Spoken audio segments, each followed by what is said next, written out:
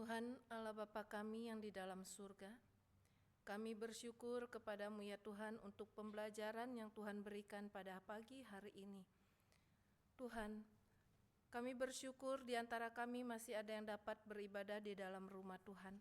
Kami menyadari dengan peristiwa pagi hari ini Tuhan, bahwa merupakan satu kesempatan yang indah ketika kami masih diberikan situasi kondisi yang baik untuk bisa kami beribadah kepada Tuhan di dalam rumah-Mu. Ada masa-masa dengan tiba-tiba ketika kami tidak dapat lagi beribadah di dalam rumah Tuhan. Tuhan, biarlah hari ini menjadi satu pembelajaran sehingga di waktu-waktu berikutnya ketika kami masih diberikan kesempatan untuk datang ke rumah Tuhan, kami boleh memanfaatkan kesempatan tersebut dengan baik, mengambilnya dengan baik ya Tuhan, sebagai rasa syukur kami untuk bisa beribadah kepada Tuhan. Tuhan, biarlah Tuhan sendiri yang terus mengajar dan memperlihatkan kasih setia Tuhan di dalam hidup kami. Di tengah-tengah situasi yang buruk sekalipun kami percaya bahwa Tuhan tahu yang terbaik untuk kami ya Tuhan. Terima kasih Tuhan untuk saat ini Tuhan, terima kasih. Pada saat ini pun kami mempunyai kesempatan untuk kembali merenungkan sebagian daripada firman Tuhan. Kami rindu belajar dari firman-Mu pada pagi hari ini ya Tuhan. Kuasai hati kami yang akan mendengarkannya, biar pikiran dan hati kami hanya tertuju kepada firman Tuhan saja, baik kami yang di dalam rumah Tuhan maupun kami yang mengikutinya secara online. Demikian juga bagi hamba-Mu yang akan menyampaikannya Tuhan. Kuasa Tuhan yang akan memakai bagi hamba-Mu untuk apa yang akan disampaikan ini boleh menjadi berkat, menjadi kemuliaan bagi nama Tuhan saja. Terima kasih ya Tuhan. Kami berdoa menyerahkan waktu ini hanya ke dalam pimpinan tangan Tuhan. Di dalam nama Tuhan kami Yesus kami sudah berdoa. Amin. Silakan duduk.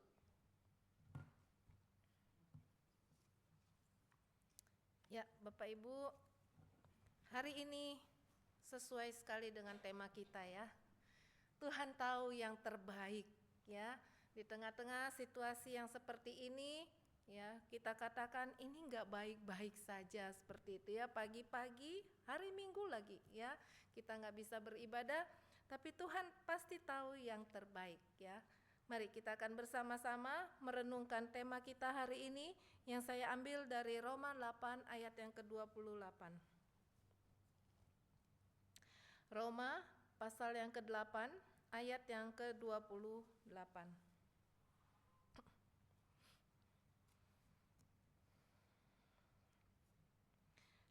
Demikian bunyi firman Tuhan, kita tahu bahwa Dia turut bekerja dalam segala sesuatu demi kebaikan orang-orang yang mengasihi Allah, yaitu mereka yang terpanggil sesuai dengan rencananya. Ya, demikian bunyi firman Tuhan, ya.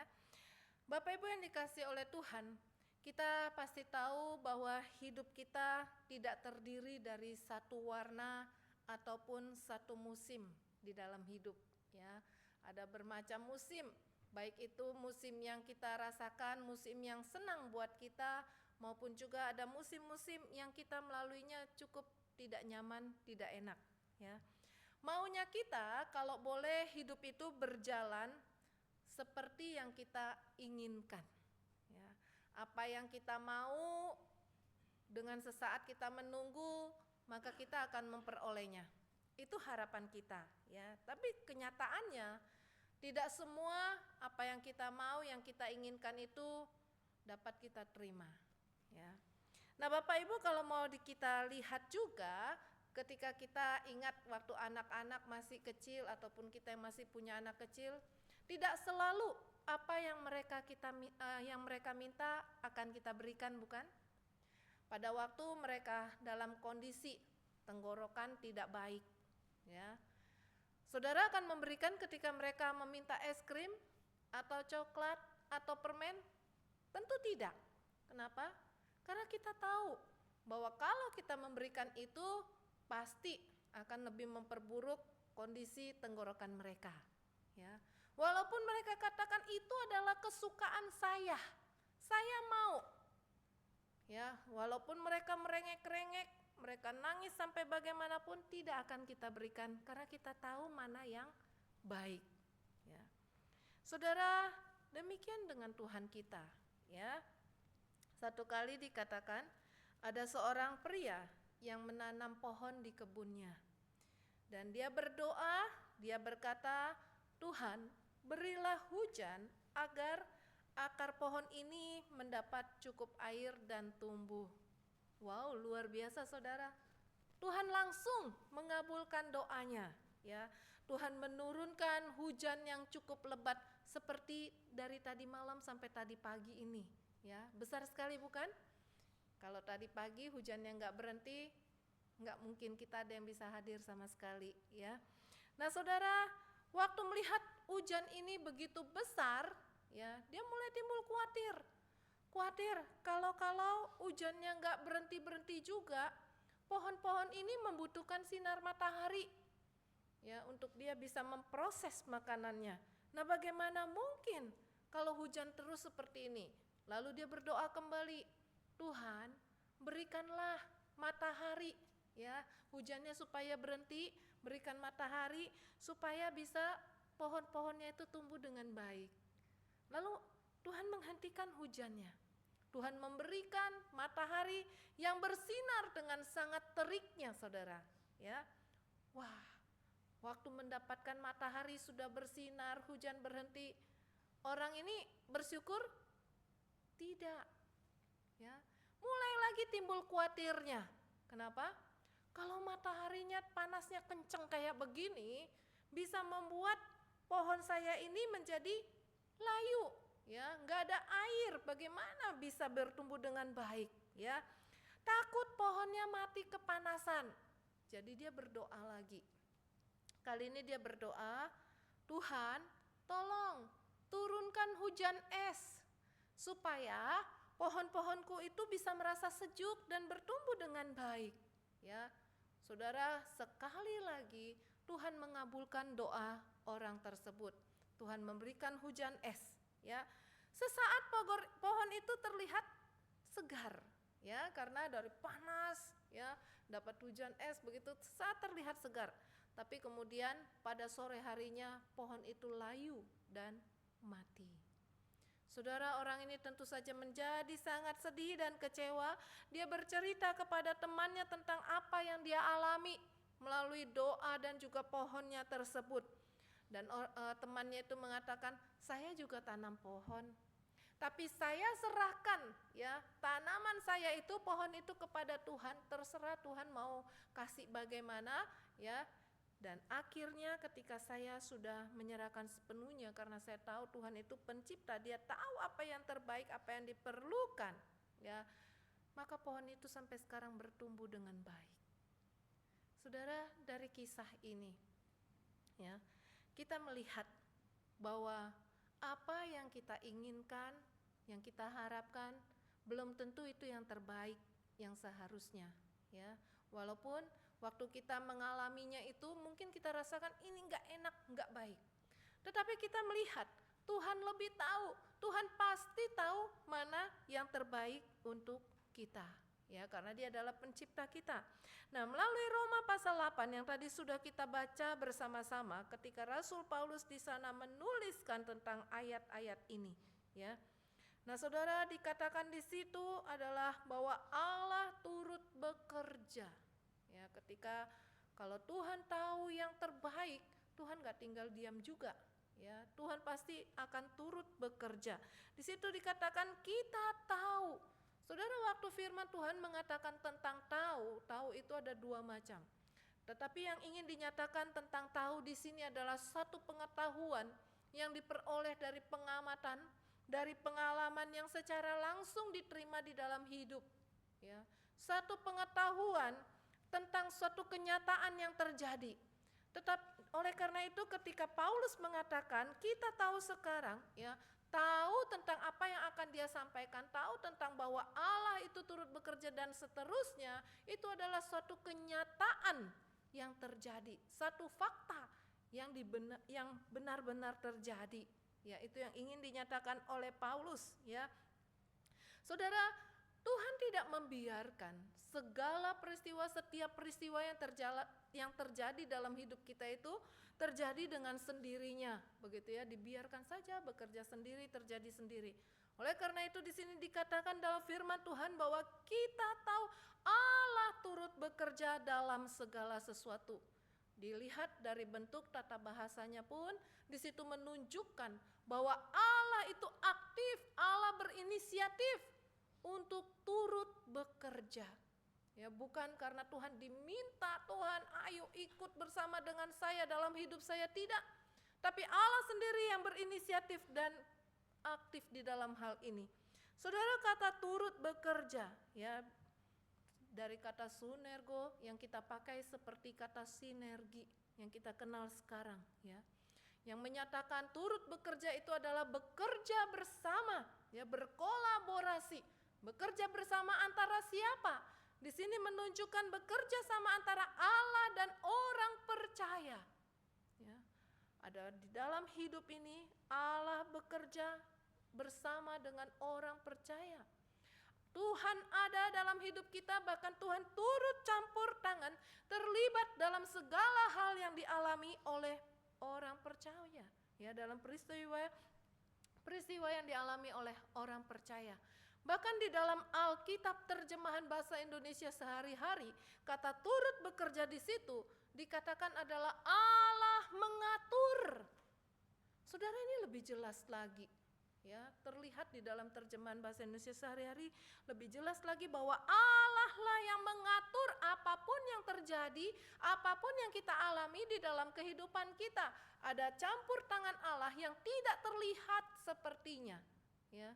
Nah, saudara, ketika dinyatakan bahwa Allah mengatur dalam segala hal, Allah mengatur segala hal, di situ untuk menyatakan Allah itu berdaulat penuh di dalam segala sesuatu yang terjadi, baik kita secara pribadi maupun sesama kita, bahkan di dalam dunia ini Allah tetap mengatur segala peristiwa yang terjadi. Saudara, mungkin hari ini banyak kita bertanya, ya, kalau Allah mengatur segala yang terjadi, kenapa Allah membiarkan perang yang mulai terjadi di sana, di sini, ya, bahkan gejala-gejala perang itu tinggal tunggu meletusnya saja seperti itu, ya. Allah mengatur.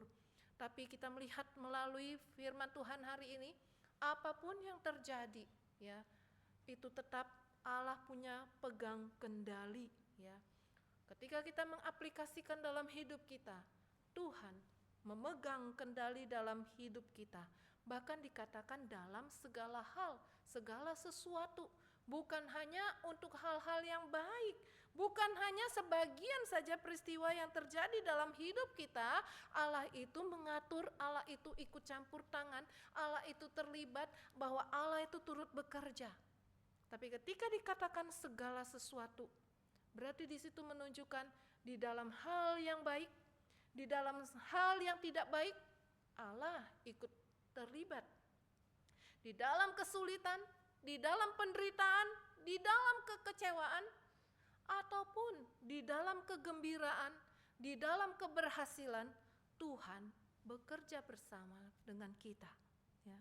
Saudara, bagi kita mungkin mudah untuk menyatakan bahwa yang baik itu, yang kita alami, itu adalah perbuatan Allah. Pada umumnya manusia mudah untuk menerima hal tersebut.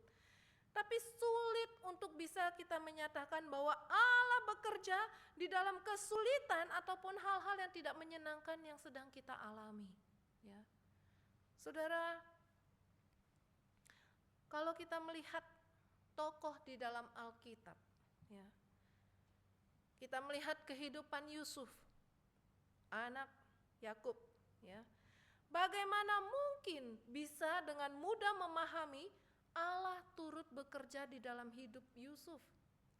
Kita tahu Allah bekerja dalam hidup Yusuf karena kita sudah membaca kisahnya sampai habis. Tapi kalau waktu itu, ya, kita melihat kehidupan Yusuf, proses yang sedang terjadi, tidak mudah kita untuk menyatakan Allah turut bekerja, ya, mengatur hidup Yusuf, ya. Ketika Yusuf menderita, dia dijual bahkan sampai di penjara, ya. Mungkin dalam pikiran kita, ya, kalau benar Allah mengatur, ya, Allah mengasihi Yusuf, Allah mengatur Yusuf, ya, maka Yusuf tidak akan bisa dijual. Sekalipun manusia mau menjual, kakak-kakaknya mau menjual, Tapi karena Allah mengasihi Yusuf, seharusnya diatur Yusuf itu tidak bisa dijual. Ketahuan perbuatan mereka misalnya. Ya, ada orang yang memberitahu kepada ayahnya sehingga ayahnya bisa mengutus orang untuk menahan ataupun menghentikan apa yang sedang dilakukan oleh kakak-kakaknya untuk berbuat jahat. Saudara, kalau Yusuf, Allah mengatur yang dalam hidup Yusuf, ya Yusuf sebagai yang dikasihi oleh Tuhan, bukankah seharusnya Yusuf gak akan masuk penjara? Langsung ada saksi yang mengemukakan, ya bisa saja Tuhan mengatur memberikan yang terbaik untuk Yusuf. Saksi yang mengemukakan Yusuf itu difitnah oleh istri Potifar, sehingga Yusuf tidak akan masuk penjara dan mengalami penderitaan.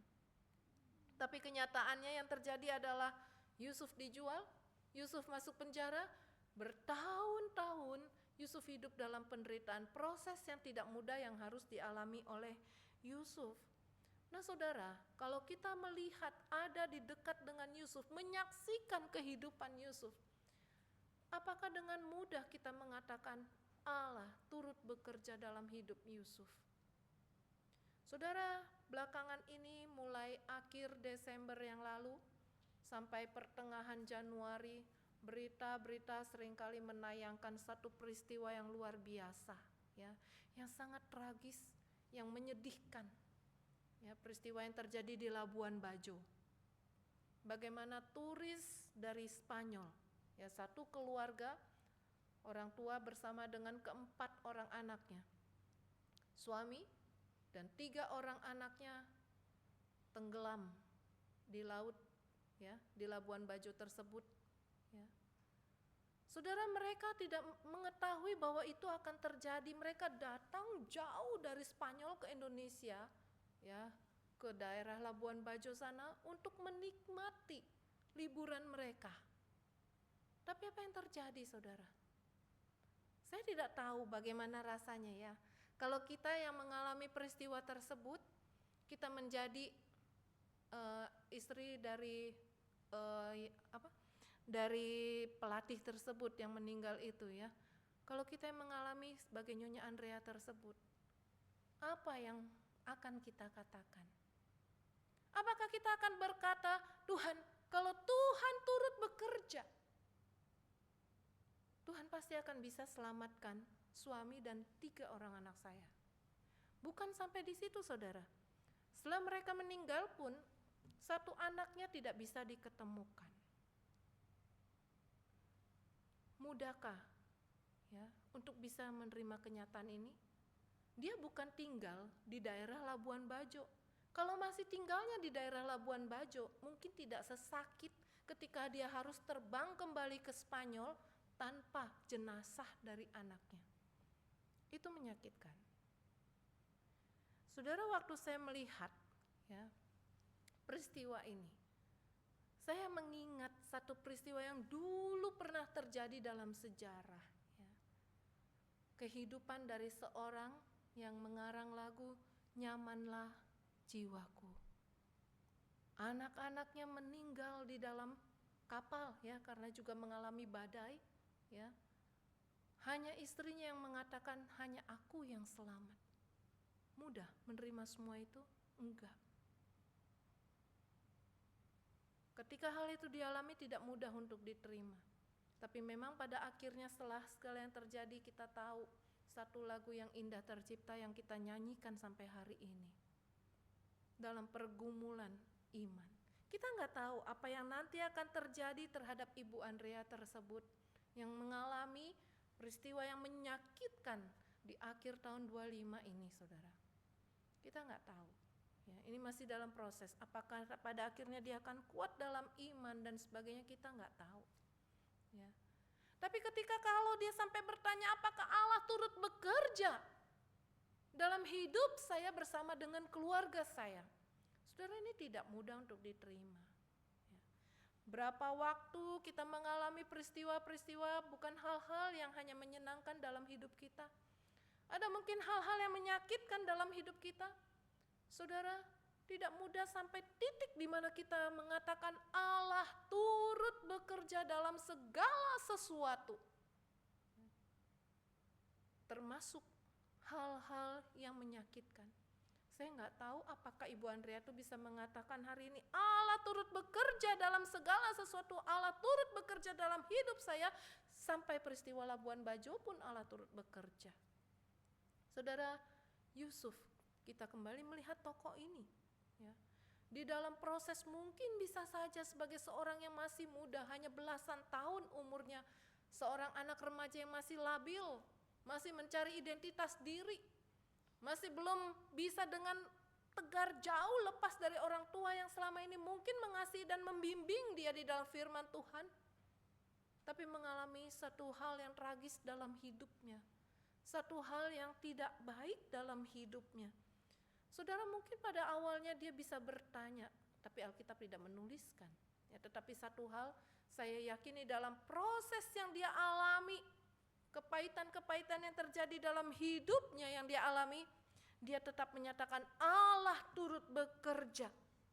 Ya, Allah turut bekerja dalam segala sesuatu yang dia alami, dan semua itu untuk kebaikan. Dari mana kita bisa mendapatkan hal tersebut? Karena di ending, di Kejadian pasal yang ke-50, Yusuf tahu, Tuhan tahu yang terbaik.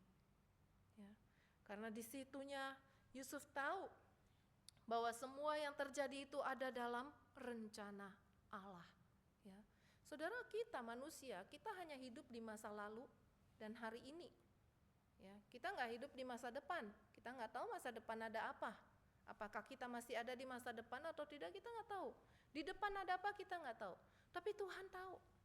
Tuhan ada di masa lalu, hari ini, dan yang akan datang. Jadi dia pasti tahu mana yang terbaik untuk diberikan kepada kita. Ya. Nah saudara, Yusuf melihat bahwa segala sesuatu, ya, bahwa apa yang dia alami itu adalah tetap ada dalam rancangan Allah. Ya, karena dia mengatakan, ya, bagaimana nanti dia melihat kebaikan Tuhan tersebut, ya. Saudara, Tuhan tahu yang terbaik karena dia ada di masa depan. Orang tua seringkali mengatakan, saya tahu yang terbaik untuk kamu.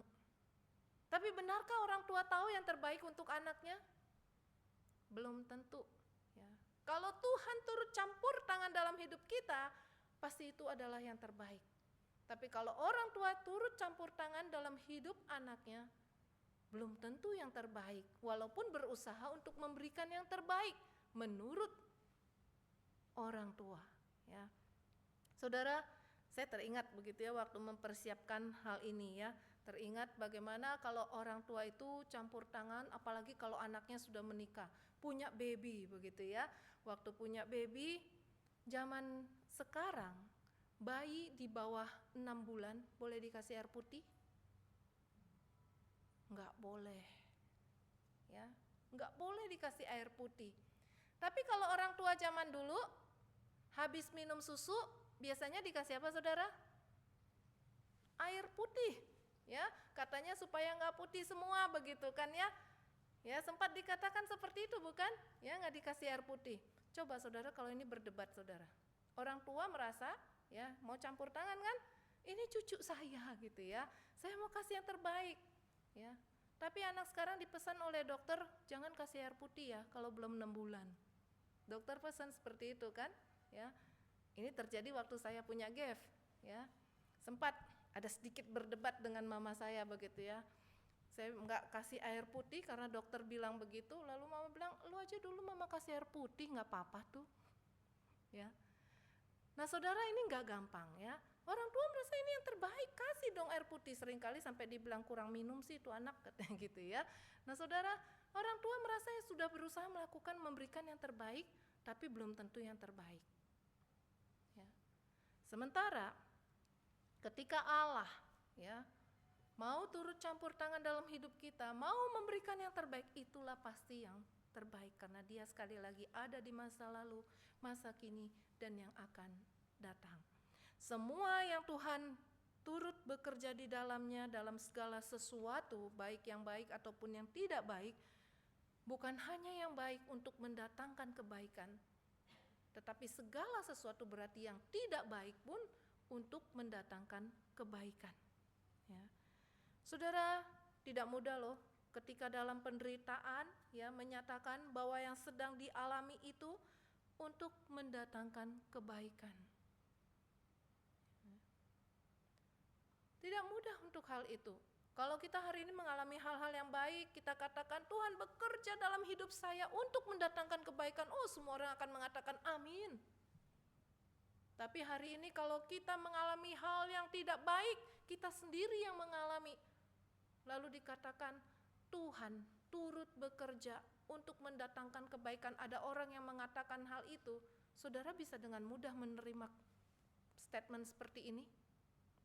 Enggak mudah, saudara. Ya, enggak mudah terima statement seperti ini. Ya. Bagaimana bisa dikatakan mendatangkan kebaikan? Kenyataannya tidak seperti itu. Saya kehilangan, saya kecewa, ya. Saya mengalami kegagalan. Bagaimana bisa dikatakan mendatangkan kebaikan? Kebaikan yang bagaimana, saudara? Ya. Kalau kita kembali kepada peristiwa Yusuf, saudara, apakah kebaikan yang dimaksud di situ adalah kebaikan karena pada akhirnya Yusuf menjadi orang nomor 2 di Mesir, menjadi orang yang sukses, orang yang berkuasa, yang mempunyai otoritas, keberhasilan di tangan Yusuf? Saudara, dalam pandangan manusia itulah kebaikan. Ya. Hari ini kita mengalami kegagalan, tapi nanti Tuhan akan berikan yang lebih baik. Kita dibuat gagal sekarang supaya nanti dapat yang terbaik. Seringkali ya, kalau kita gagal misalnya dalam berpacaran, saudara ya, seringkali dikatakan apa? Enggak apa-apa, nanti Tuhan akan memberikan yang lebih baik karena Tuhan tahu yang terbaik. Seringkali dikatakan seperti itu, bukan? Kebaikan menurut versi kita, kebaikan sesuatu yang menguntungkan kita. Apakah kebaikan seperti itu yang dimaksudkan di sini? Bukan.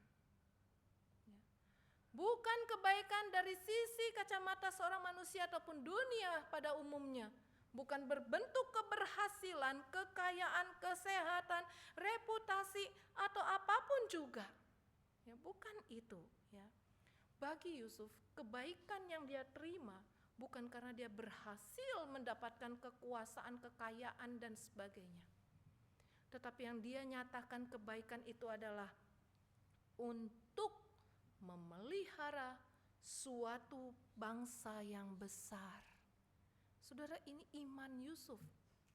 Waktu Yusuf menyatakan hal ini, Israel bukanlah suatu bangsa. Israel hanyalah sebuah keluarga yang besar, ya bukan bangsa yang besar, sebuah keluarga yang besar. Banyak anak, cucu, cicit, hanya itu saja sampai di situ.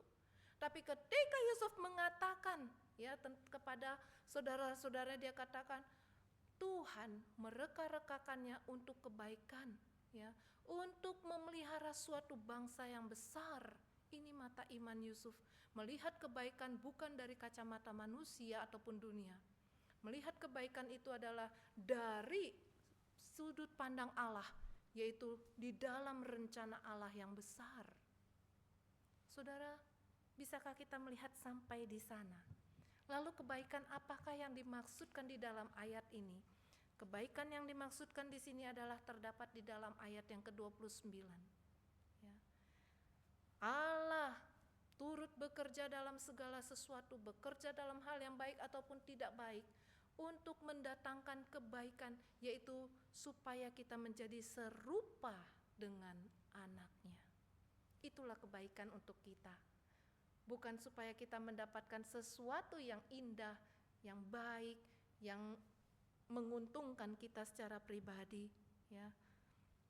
Saudara, Tuhan tahu yang terbaik melalui segala sesuatu yang terjadi, yang akan membuat kita memiliki karakter, pikiran seperti Kristus. Itulah kebaikan bagi kita, ya.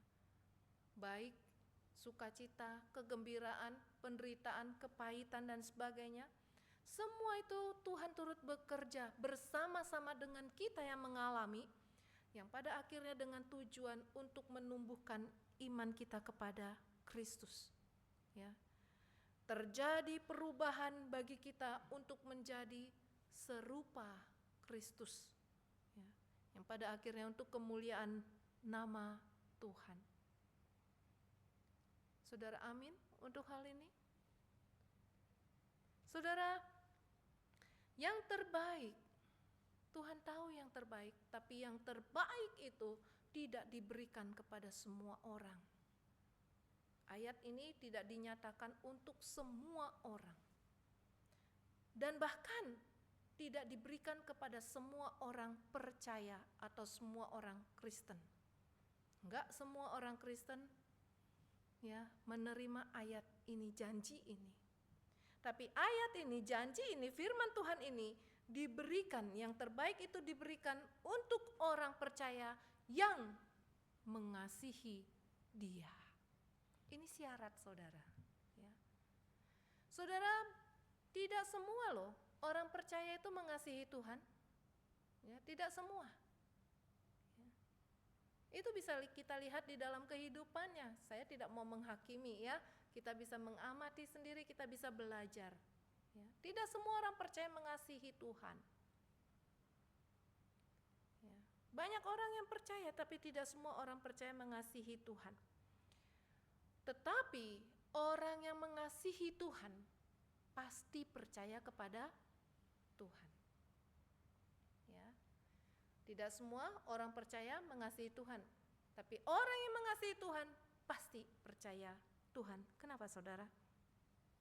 Orang yang mengasihi Tuhan, waktu dia mengalami sukacita atau gembira, waktu dia mengalami yang namanya menderita, kehilangan dan sebagainya, dia melihat semuanya itu adalah sebagai berkat.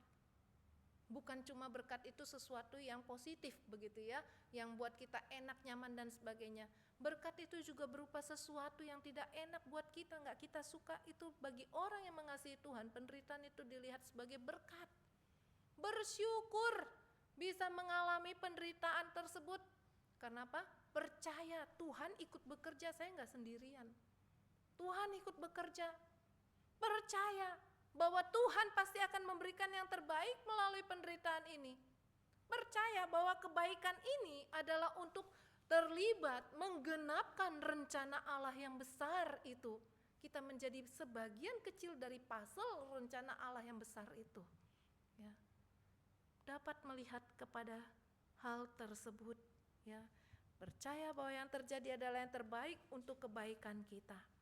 Nah saudara, melalui firman Tuhan hari ini, kita belajar bahwa Allah selalu bersama dengan kita dan tidak pernah meninggalkan kita. Orang hanya bersama dengan kita kalau kita dalam kondisi yang baik. Dalam kondisi yang susah gak mau orang bersama dengan kita. Takut repot, takut ketularan susah. Tapi Tuhan tidak demikian. Ya, Tuhan turut bekerja, gak membiarkan kita sendiri menanggung apa yang sedang kita alami. Ya. Dan segala sesuatu itu ada dalam kedaulatannya. Hidup kita itu ada dalam kedaulatan Allah. Apapun yang terjadi dalam hidup kita, bukan kita yang menentukan, bukan kita yang mengatur, bukan kita ya yang memastikan untuk segala yang terjadi, tapi tetap ada dalam kedaulatan rencana Tuhan. Ya. Nah saudara, ada kerjasama Tuhan yang secara aktif dengan kita. Ya, kita ini rekan sekerja Allah untuk menyatakan rencana Allah yang besar untuk kemuliaan namanya. Biarlah kita bisa memahami hal ini. Kita bisa mempunyai satu keyakinan, Tuhan pasti memberikan yang terbaik. Mari kita bersatu dalam doa.